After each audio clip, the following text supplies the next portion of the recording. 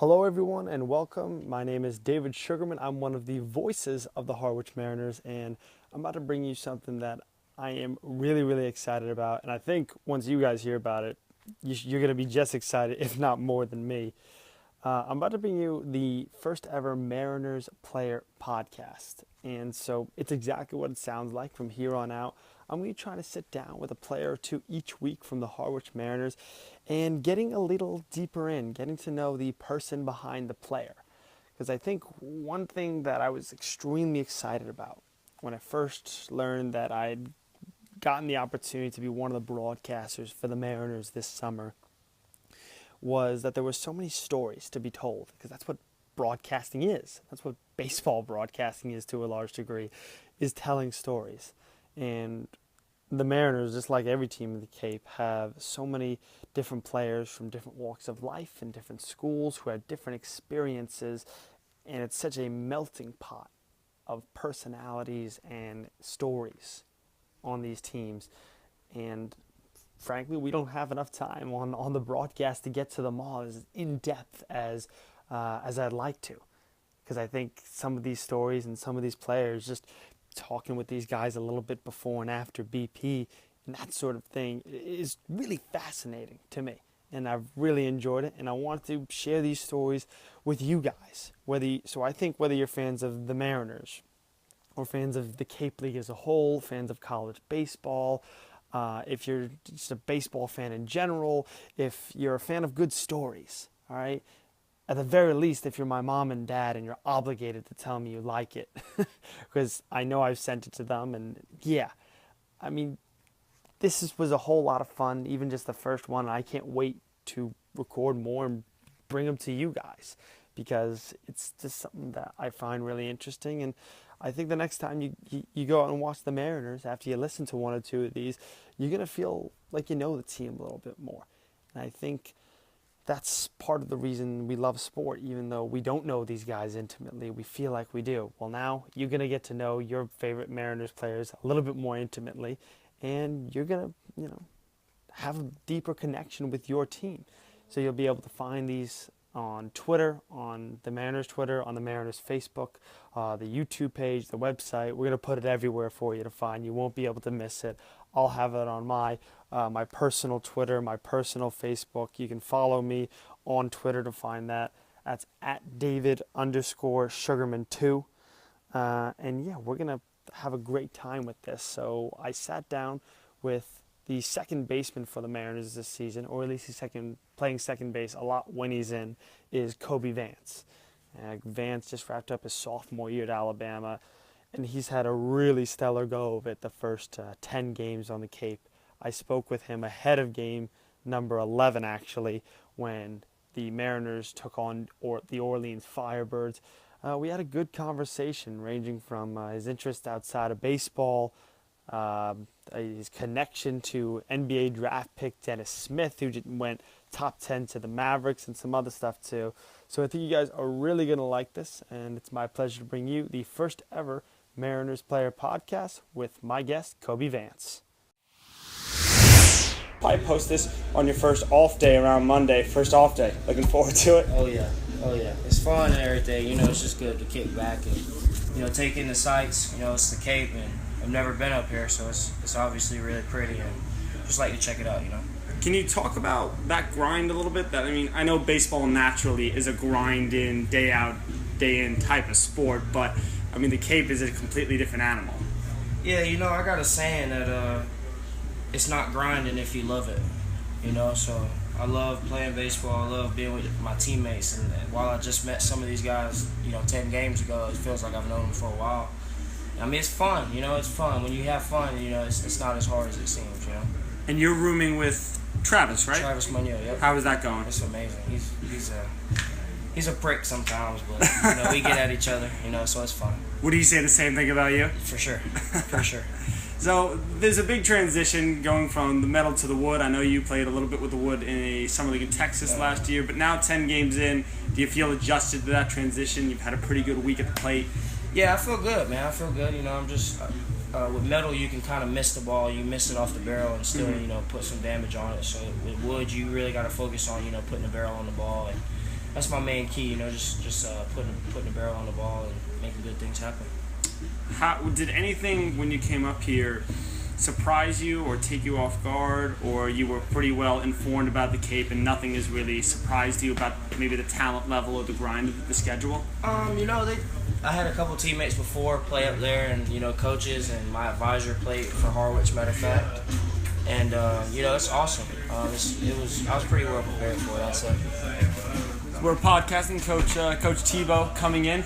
Coach, any words? Any words for Cobie over here? Just get a couple of 4 qualities. That's all I care about. Good. Play good defense. There you go. So Coach Tebow taking a seat on the couch here, back in the press box. This is the beauty of podcasting. Anything can happen. We're live and we're going. So you said you had a few teammates that were in the Cape. Before I get to that, I need to ask. I'm looking at your cleats. Is that a Borat sticker on the back of your cleats? Yeah, so I got a Borat sticker and it's Alabama saying where legends are made. I got those 2 on the insides of my cleats just to represent, going to Alabama and what the A represents, and then the Borat to, relax me, make me laugh. So will you take a look at your cleats before you go to every at bat? Not every at bat, but if I'm skidding a little bit, or if I just did something wrong, or I'll check it out. And you've got a lot of things going on here. We've got the Borat sticker, the Alabama sticker, and then can you talk to me a little bit about? We've discussed it before. You tape both your wrists up. I'll start on the upper left. We got a smiley face. Is it just a smiley face? It's a smiley face, just be happy. This game's fun, and while it can suck sometimes when you're not playing well, you just gotta have fun doing it. It's like a lot of people wish they could do what we do. So You gotta ask him what "so what now what" means, because he's the guy who says it in our dugout. So what? So what now what? So what? It's like if the umpire messes you up on a call, it's like, so what now what? What do I got to do now? What can I do now? Because it's like the next pitch. Next pitch is important. So it's not about looking in the past whether you screwed up or the umpire screwed up. Or anybody. It could be anything. So. And as we look on the other side of the smiley face, is that 910? Yep, 910 is my area code, Fayetteville, North Carolina. Okay, and Fayetteville, North Carolina, actually, before we get to that, I want to see what's on the other one. So we have Cleaner. Cleaner is from a book called Relentless. I think we were talking about it before. Yeah, Tim Verdon, right? Tim Grover. Grover, Excuse me. Yep, so I read it, and it's just Cleaner. There's closers, cleaners, and there's coolers, closers, and cleaners. A cooler is someone that does what they're supposed to do. They got to be asked to do it. A closer is good for what they do, and they do what they're supposed to do, but they don't do over the top things. And a cleaner just does everything. Just tries to do everything without being told to. Who turned you on to Tim Grover, and how did you get into that? Or have you always been a big reader, and the book caught your eye? I'm a pretty big reader, but actually my girlfriend bought it for me. She just kind of bought it and just gave it to me, and it wasn't for any reason or anything. She just kind of said, "I think you would like this." And I read it. It's awesome. It's awesome. And the last part, it's a symbol. I can't really describe how it's drawn, but you tell me what it means. All right, so it's like a chair. It's a throne, really. So there's a cross sitting on the throne, and then my number next to the throne it represents God on His throne is higher than me. So it's it's what we do at Bama FCA, Fellowship of Christian Athletes. Okay. It's like our school logo and stuff. So Coach Gary Kramer, he's our FCA coach, and he kind of turned me on to it. I wanted to go back. You said you're from Fayetteville, North Carolina? Yeah. I pronounced that right? Fayetteville. Fayetteville. Yeah, Fayetteville. So is Dennis Smith. We were talking about it. I remember, should Lonzo Ball go on? Should it be Fultz? And you said, no. Dennis Smith went 9 or 10? No. 9. He went 9? Yeah. 9 to the Mavericks. 9 to the Mavs. So were you guys friends in high school? I know he's from the same area, and he stayed locally. He went to NC State. Yep. He had a really good year, even though the Wolfpack were a little bit of a mess. They had the coaching situation, but is that just a matter? Because you guys are you close friends that you were pulling for him, or just hey, hometown, want to represent? Hometown really. We kind of grew up in the same neighborhood. He went to a private school. His cousin is one of my best friends. So, we've hung out and stuff. We I wouldn't say we're close friends, but I've always rooted for him. He's always rooted for me. So, I would go to his games. He'd be at ours. So it was pretty cool. Seeing someone succeed like that. You ever play pickup with him? I played some pickup ball with him. Yeah, he took it easy on us and still had all the points and stuff. Is that a testament because he's an NBA player, or how are you on the hardwood? I'm bad on the hardwood. I'm not good. Not good. I like to mess around and try to get rebounds and stuff. I don't shoot the ball too well. So 5'8", but you're going in for the boards. For sure. I do like a player who knows his skill set. A lot of guys who just go out on the pickup courts, they score. I think, is that the competitive nature in you? He's like, I'm going to do whatever I can to win? Yep, try to find open man and stuff like that, Love playing ball. You can get you a Dennis Smith Mavericks jersey? I'm going to get me a Dennis Smith Mavericks jersey for sure. Because I got to be honest, it annoyed me a little bit because I'm an Indiana guy. I don't know if you know Yogi Ferrell. Nuh-uh. Oh, boy. They're kind of the identical player. And then I heard on a podcast, boy, they took Dennis Smith. He's a bigger, faster Yogi Ferrell. And I said, well, that's no good. that just going to totally screw me up. I just got a Yogi Ferrell Mavericks jersey, so that should be a fun competition to watch. So I only got a couple more questions for you. As when you step out there, I mean, you've had a really solid run here at the Cape. What are you looking to improve on the most? Were there a list of things skill-wise that you said into the summer, I want to leave a better player as specifically? My short game, butting the ball. That's a huge thing in the game now, and a lot of players don't use it as much as I'm sure they used to. Just keeping defenses off balance, doing that. Getting jumps from first, trying to steal more bags. I'm trying to be like a 15 to 20 bag guy a year. So I've really been working at the gym on speed work and stuff. So I'm really trying to improve on that, and just making consistent contact. Sometimes I get too big and I miss the barrel, and really that's all I want to do is those three things.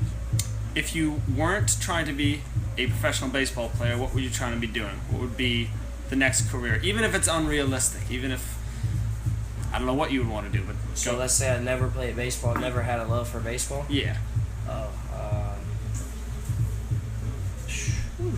I've always wanted to be like an analyst, like a sports analyst, like Okay. Stephen A. Smith. I really like First Take and stuff like You're that. a big First Take fan, okay. Even without Skip now, do you go back? Do you go to the show? I was never really huge on Skip. He kind of said some outrageous things. Stephen A. says outrageous things too, but like Skip's like he says stuff that's like wow, like.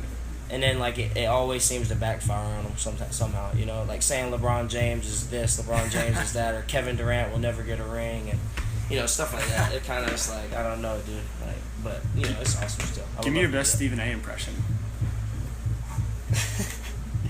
I saw a funny tweet one time. He's talking about people smoking marijuana and how that's stupid. He's like, marijuana? You want to smoke marijuana? Like, just, I don't even know. That's just like... It's not bad. That was pretty solid. Just how, he's so Coach like... Tebow, your thoughts? He gets so irate, and I love it. I love how hot-headed he gets. I love how argumentative he is. Final question on... I think I'm going to end all the podcasts. You're the first one, so we'll see how it goes on this note. We know about Cobie Vance, the baseball player. What is the one thing people don't get from watching you in a baseball game that you'd want them to know about you, about Cobie Vance, the person? I love to help people. I was always the youngest of all my friends. I'm the youngest child and stuff, so I like to help people, and knowing people need help and stuff. Even not help as in like giving people money, not like that. But right. If someone needs a ride or needs help, I'll help them out as much as I can. I try to be the best guy I can off the field, on the field too. Sometimes. He's a leader and a teammate. Throw that in there.